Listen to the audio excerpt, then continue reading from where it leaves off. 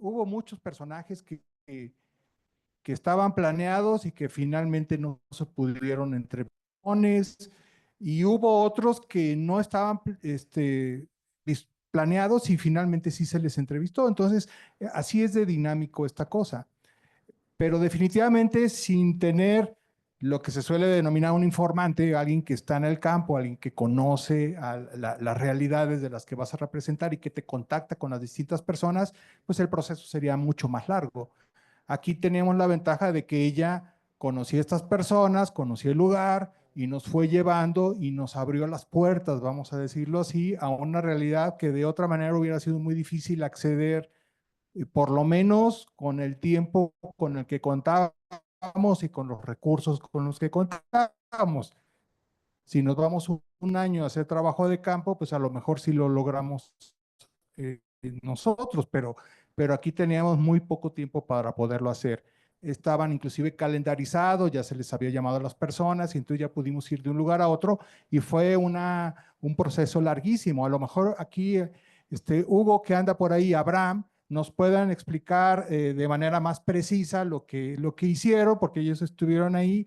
Desgraciadamente, como digo, el director no está aquí presente, pero ellos nos pueden platicar mucho más a detalle de eso. Hugo es productor de Ibero TV. Abraham en ese momento era estudiante, ya egresó, pero él estuvo pues allá junto con otro compañero que no pudo venir hoy. Y bueno, pues fue un trabajo difícil porque era en poco tiempo y eran jornadas muy largas, ¿no? Y otra cosa importante en esto, si ustedes se van a dedicar a hacer documental, considerar que eh, a lo mejor esto fueron una semana, poco menos de filmación, pero el proceso de edición, ese sí es muy largo y es muy desgastante también, sobre todo porque hay muchas posibilidades, ¿no? Y entonces hay que evaluar qué sirve, qué no sirve, encontrar ritmo y demás, y eso sí toma mucho tiempo. Pero pues no sé de lo que pregunta Eduardo, no sé si ustedes, ¿cómo lo vivieron ya que estuvieron ahí? Hola chicos, pues ojalá les haya gustado la pieza, ¿no? Eh, en mi parte, pues me tocó pues hacer coordinación con la universidad, el director, y pues básicamente llegamos a los lugares, ¿no? Y hacer montaje y todo, o sea, y terminé haciendo la edición y la corrección de color un poco. Entonces, pues la experiencia fue interesante en primer punto porque es una realidad que yo no esperaba, pues que existiera, ¿no? Y entender que um, hay gente aislada y hay gente que trata de ser parte y que también el gobierno en su momento o esta historia de que el español se volviera, pues nos unificáramos justamente con la lengua, ¿no? Y que eso tiene repercusiones y que se pierde cultura y se pierde tradición, ¿no? Y se pierden formas de vida y que si llega a ser agresivo o drástico, pues es muy fuerte. Yo crecí en un pueblo, ¿no? De niño, entonces, pues, me tocó ver ciertas situaciones en algún momento que, pues, sí teníamos algún amigo que, pues, tenía su lengua y lo regañaban, pero, pues, yo ya estoy como en las últimas versiones. Pero ahora que cuando fuimos a las entrevistas y nos hablaban, pues, estas Pégate personas, más el ¿no? micro, Hugo, porfas. Sí, aquí mejor. Perdón. Pues justo ahí es donde uno se queda un poquito impactado porque dice, wow, o sea, vivieron una violencia muy, muy fea, ¿no? De ser golpeados hasta ser, pues no sé, como ignorados, ¿no? Y creo que esa es la primera parte que para mí fue como muy impactante, ¿no? La verdad es que producirlo y trabajar y fue muy divertido, es una cosa que a mí me gusta mucho. Ya les contará Abraham muy bien cómo fue el proceso porque fue casi una semana, sí, ¿no? Fue una semana, fuimos a Oaxaca y estuvimos pues en transporte, por transporte y era grabar a cierta hora, llegarse a dormir y dormir 3 horas y luego regresar, ¿no? Y claro que hay cosas que quedaron fuera y otras así, pero sí la parte técnica creo que fue como desgastante, pero fue muy divertida. Conocimos muchas cosas de Oaxaca que estuvo padre. Y claro que pues a mí me tocó, fue padre porque fui con mis alumnos, ¿no? Y entonces les pude enseñar algunas cosas. Pudimos compartir buenos momentos,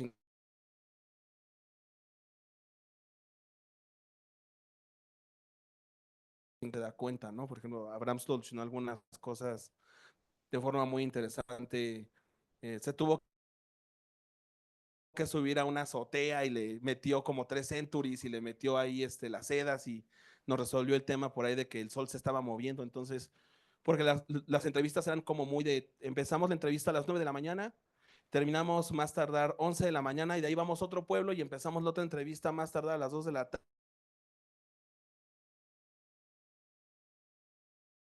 tarde, pero hay que comer intermedio, etcétera. Y entonces íbamos de una cosa a otra y entonces bien lo mejor posible.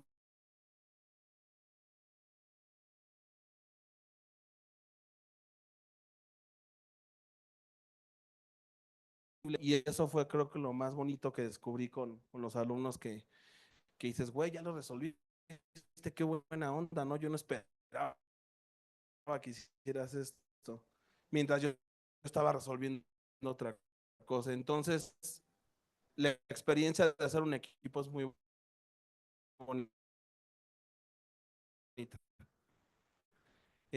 Pues les cuenta, que les cuente a Abraham un poco cómo fue el asunto. Mi nombre es Abraham.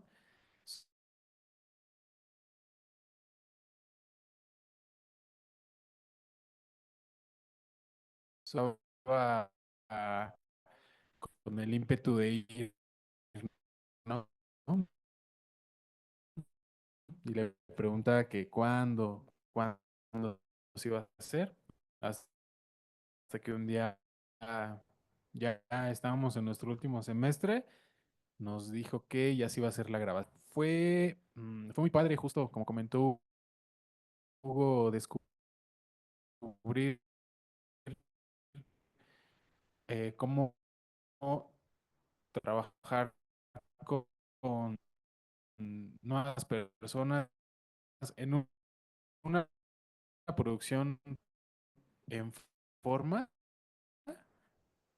Fue, eh, se puede decir que mi primera Oye, Abraham, producción ¿cuántos eran? fuera, Platíquenos cuántos eran. estuvo muy buena. Éramos el productor, la asistente de producción, Hugo, mi amigo Lalo, el chofer y yo. Éramos 6. Y pues nos la pasamos una semana entre viajando, como 3 o 4 horas más o menos, porque si eran tiempos de rodaje largos, estaba pesado. Que me pasó a mí, estábamos desayunando, de repente yo empecé a perderme como el patriotismo en ese desayuno, porque le empecé a preguntar a Jazz sobre los temas que estaban hablando y entendí pues toda la destrucción que ha habido de todas estas culturas. Ahí entendí más el sentimiento y el sentido del documental y pues ya todo lo demás, pues fue todo un reto. Resolver lo que dice Hugo de la iluminación es justo en las entrevistas están en los cactus. Ya hacíamos el encuadre, ya estaba bien el audio y todo, pero en lo que se acomodaban algunos detalles ya se movía el sol y cambiaba toda la iluminación, ¿no? Entonces ya le dije, Hugo, yo me encargo, no te preocupes, dame 20 minutos y solucioné como pude con Centuries, con unas sedas y hasta que ya no se viera tanto el cambio de la luz, grabamos y pues así pasó, ¿no? Y pues en general estaba muy nervioso, pero ahora que ya uno ve todo el proceso que lleva desde la preproducción, estar en las manos a los fierros, hasta la post, que vio Hugo toda la postproducción que hizo, pues es bastante interesante y pues muy satisfactorio ver que pues eres parte de una producción, ¿no? Y pues ya, cuando lo ven aquí plasmado, la neta se siente bien chido. Y pues nada más. Gracias. Muchas gracias. Gracias. Muchas gracias. En un momento me encantaría que la maestra, su opinión como una persona que estudia esto y que entiende las complejidades de lo que hay, de las personas que están hablando y de lo que implica como periodismo documental, entenderán que hay una cantidad de material fuerte para cristalizarlo aquí en 25 minutos. Hay una cantidad de trabajo detrás que implica no solo transcribir, sino aquí también traducir seguramente todas las entrevistas que generalmente son largas, o sea, estamos hablando seguramente de más de una hora de todas las personas que están aquí, y eso es lo más rico cuando hacen este tipo de trabajos, porque nunca quieres falsear o quieres perder el sentido de aquello que te están diciendo. Entonces realmente es un trabajal, yo lo admiro mucho, los felicito a todo el equipo, obviamente, es realmente un excelente trabajo y espero que lo podamos difundir a los cuatro vientos, literalmente esperemos que sí, porque vale mucho la pena. Y un poco el contexto, maestra, si nos puede como usted explicar cómo lo vio, qué le pareció, todo esto nos encantaría saber su opinión al respecto también. A mí me encantó.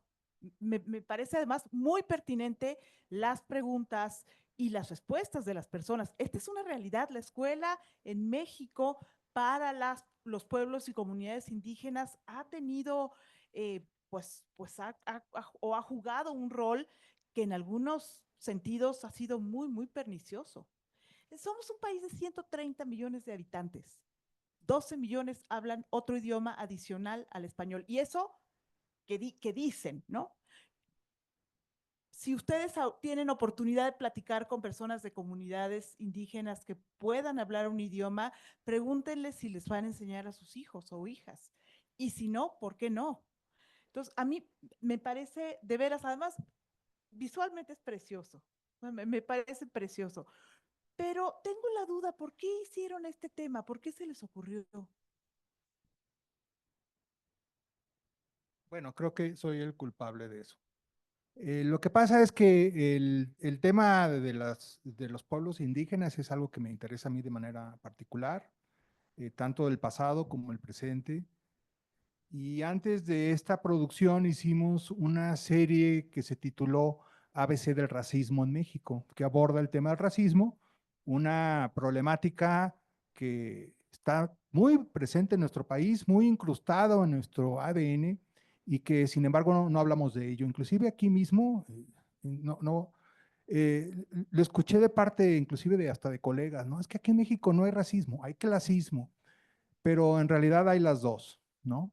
Y ese es un problema que no hemos encarado abiertamente en las películas, en la televisión. No lo vemos, no hay un solo programa de televisión que hable de eso. Entonces lo hicimos, quedó bien, pero fue muy breve y creo que quedaron ahí muchos temas a abordar. Y en la realización de esa serie del racismo, es cuando conocimos a Yasna Aguilar. Y me entusiasmó mucho lo que decía, sus ideas. Empecé a leerla en El País. En El País, si les interesa, búsquenla. Publica ahí una columna y es autora de varios libros. Leí los libros y me parecía que ahí había algo que podíamos decir al respecto. Continuar con el tema del racismo, pero más especializado hacia la cuestión que ella más ha trabajado, que es las lenguas, la lingüística. Y entonces así como surge la idea. Hablamos con ella, se entusiasmó con el proyecto y entonces empezamos a hacer esta planeación, ¿no?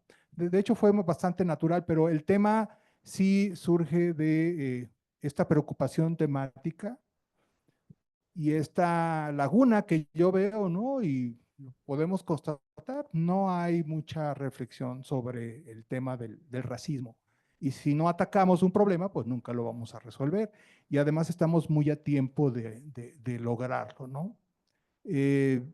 Porque esta desaparición de las lenguas no es solamente decir perdimos algo, sino es perder algo muy importante. Y si no hacemos algo, pues van a desaparecer completamente. A lo mejor cuando ustedes tengan mi edad o cuando tengan la edad de sus abuelos, pues ya no va a haber lenguas indígenas. Entonces, nuestra identidad se va a ver trastocada. Entonces, ¿qué somos? ¿No? Si perdemos nuestra riqueza, entonces, y no la defendemos y no hacemos nada al respecto, pues entonces, ¿en qué nos vamos a convertir? Entonces, que fue complicada, pero creo que valió la pena. Originalmente iba a ser un documental justo de media hora, pero había tanto material, esto que comentas, ¿no? De que de cada entrevista fue prácticamente una hora, ¿no? Entonces, fueron muchísimas entrevistas, entonces decidimos hacer una serie de 3, ¿no? Que probablemente podía haber sido una serie de 4, que vamos a empezar a difundir. Como digo, este es el estreno mundial. Después buscaremos algún canal de televisión. De hecho, ya hay algunos que están interesados en transmitirlo. Y claro, se verá por YouTube también. Y en fin, sí, la idea es abrirlo a que se vea y que ojalá también fomente la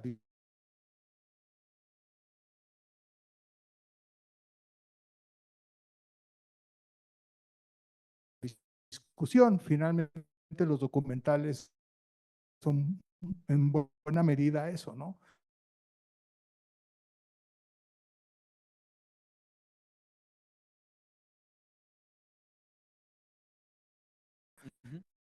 Detonadores de discusiones, más allá que obras cerradas.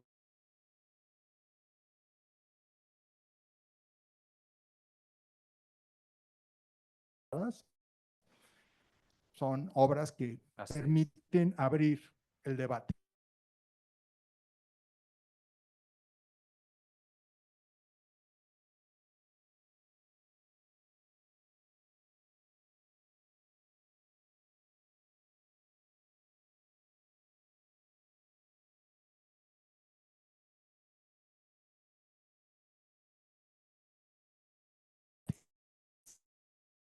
Sí, ¿no? Sí, y un poco antes de pasar a las preguntas.